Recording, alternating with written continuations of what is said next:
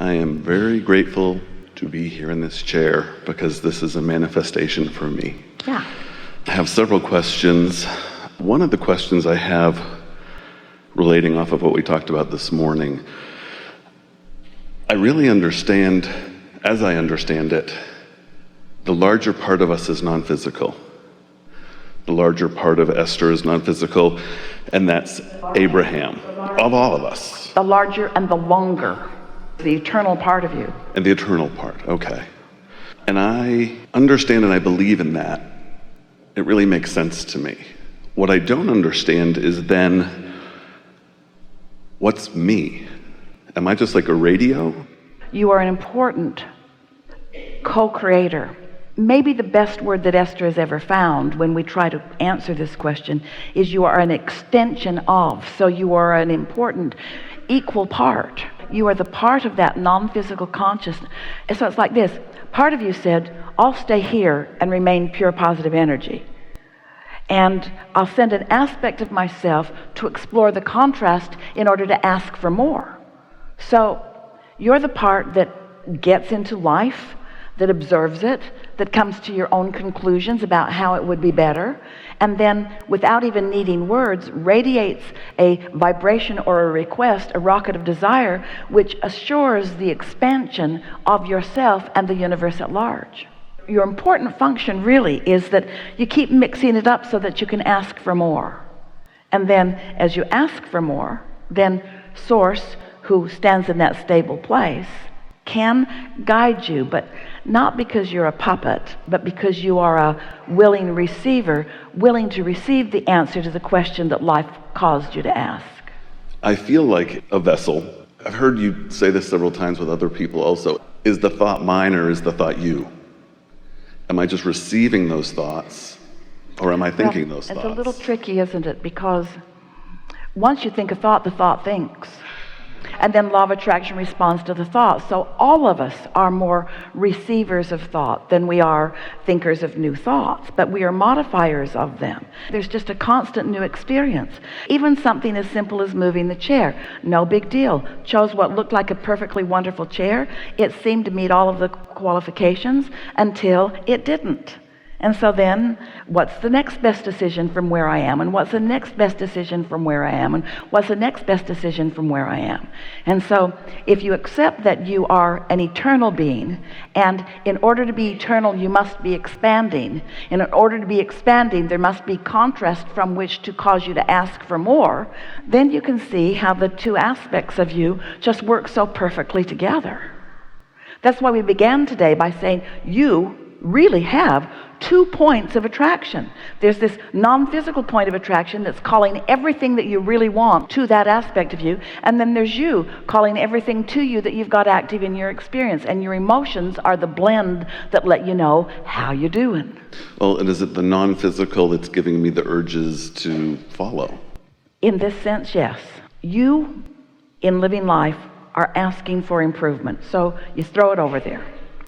And then your inner being accepts the improvement, knows it, focuses on it, and bees it, and law of attraction responds to your inner being, who is now the vibrational liver of what you've asked for. When you realize that when you don't feel good, you're splitting yourself, and when you do feel good, you are coming home to yourself, you are allowing yourself. You said, I'll go and I'm willing to split off a little bit in order to know what could be better. And your inner being says, and I'll stay here because I'm not willing to split myself. And when you send something over, I'll focus upon it. We're making this very rudimentary, but it's pretty much this way. I'll focus upon it. I'll hold it in our collective vibration of absolute well-being. And if you now, creator out there on the leading edge, if you, who caused this expansion, don't come with it, you're not going to feel quite as good as if you do come with it.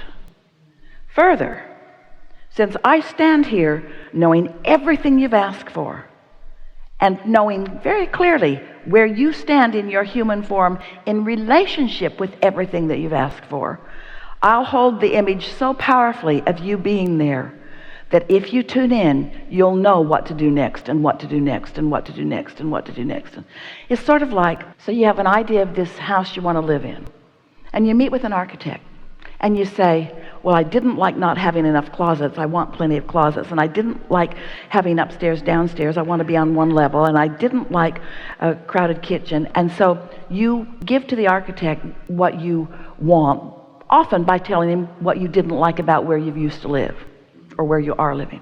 So you give the intentions to the architect, and then the architect draws the plans. The architect draws out the plans, gathers the materials, and gathers the builder. But who created this anyway? Who's the creator of it? You are. You lived the life which caused you to do the asking, and then the architect brought it into some semblance of something that you could look at, where you could continue to adjust it if you wanted to.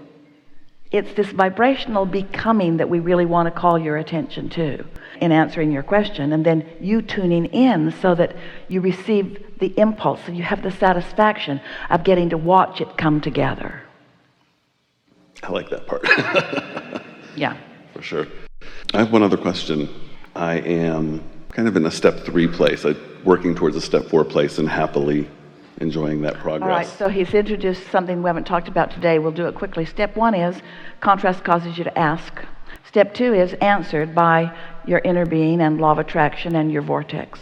Step 3 is you got to get in the receptive mode before you can receive the impulses. Step 3 is that. Step 4 is just mastering step 3. It's just getting really good at it. It's being able to get there really easily. And then step 5 may be our favorite step. Step 5 is where you are back in step 1 and it's okay with you, because you understand that the new asking is causing the new expansion, and because you now know how to focus yourself into alignment.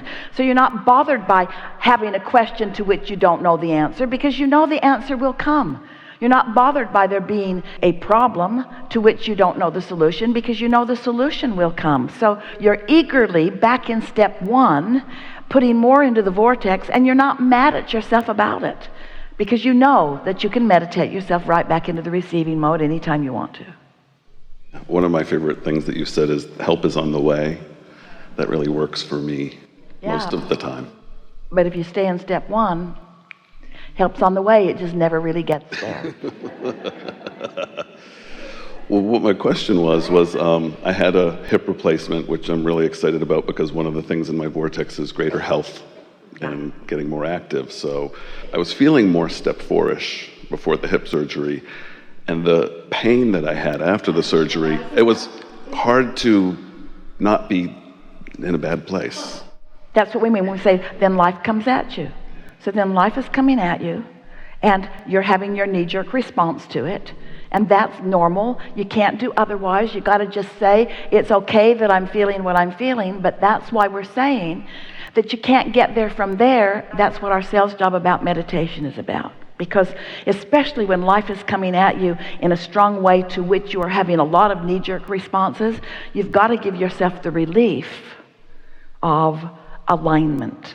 And in time, all of those resources will kick back into place, and you can get yourself back to where you want to be. The thing that trips so many of you up is that as life is coming at you, especially after you've played with this for a little while, and something happens to someone you care about, and therefore to you, and it's a condition that you couldn't control, and yet you're having a response to the condition, and now you're beating up on yourself for having a response to the condition. That's why step 5 matters so much, because of course you're having a response to this condition, because it isn't what you want. And you can't be blind. You can't just cease to exist. You can't just cease to perceive it. Of course you're going to have a response to it. But beating up on yourself for having the response, that just holds you endlessly in that turmoil, where if you can say, okay, so I don't like this, and what is it that I prefer? What would make it better? How could this situation be better? What would make it better? You put your question out there, and then the universe answers it. And when you stop beating up on yourself, you receive the impulses that do make it better. You see, earlier we threw in, just to tease you, to see if you'd bite, and some of you did, that the receptive mode is the replenishing mode, and that understanding that there is this vibrational reality that you're wanting to tune into, so that what's in it, vibrations, can come out where you can receive them, thoughts, impulses, words, and actions. So the vibrations turn into thoughts, and then the thoughts turn into the things. We want you to feel the progress of that. And we're talking about the satisfaction mode. When you're satisfied, you're getting ready to be ready, to be ready, to be ready. Getting ready to be ready, to be ready, to be ready. And whatever you're ready for has to be enough. But most humans, they don't want this to be enough because it's just vibrational. It's not manifested. It's not all that satisfying. They worry that if they're satisfied with this, then what they want really won't come, because they think that so often, humans, we love you so much, you think that it's your suffering and your pleading that makes things come to you, because that's the way your mother treated you. You had to really plead a very needy case before she gave up the goods sometimes. And so she gave you a distorted view of the way the universe works. So when you realize that feeling satisfied now makes you ready to be more satisfied, which makes you ready to be more satisfied, which makes you ready to be more satisfied. But if you think that you need to make the jump all the way over here to have it all before you're satisfied, then you're not ever going to get there. And that's why we say happily ever after is satisfied, and then more satisfied, and then more satisfied. And every step along the way, there are more manifestations that are putting more in the vortex.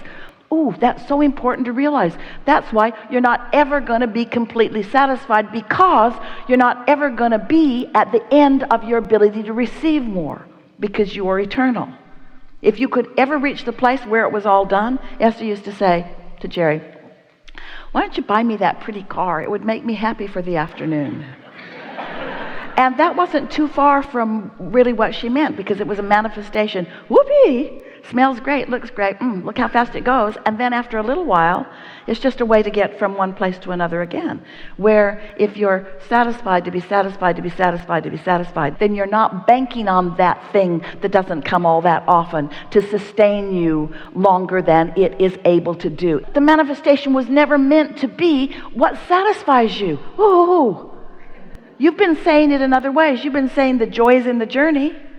And that's what you mean. The manifestations have never meant to be what satisfies you. It's the new awareness of the new mix that your vortex has mixed up for you, and your new ability to receive it and have the new exposure to the new experience. Have you ever been in a space, Esther does it quite often in whatever space she's in, walking through a garden and noticing how different the garden looks, not just in different seasons, not just on different days, but even in different moments as the lights change, as the clouds move. Every moment is ripe with new awareness. And when you realize that you have source energy flowing to you and through you, and you're in the receptive mode, then you have this fuller moment.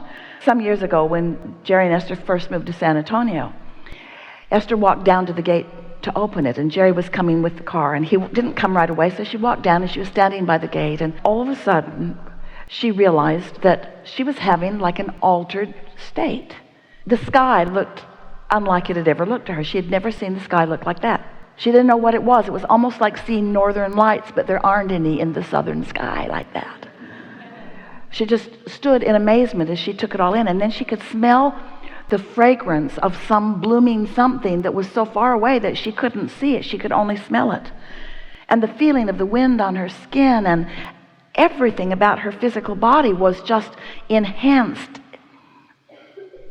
oddly and in an extraordinary way. And then she said, oh, it's you, isn't it, Abraham?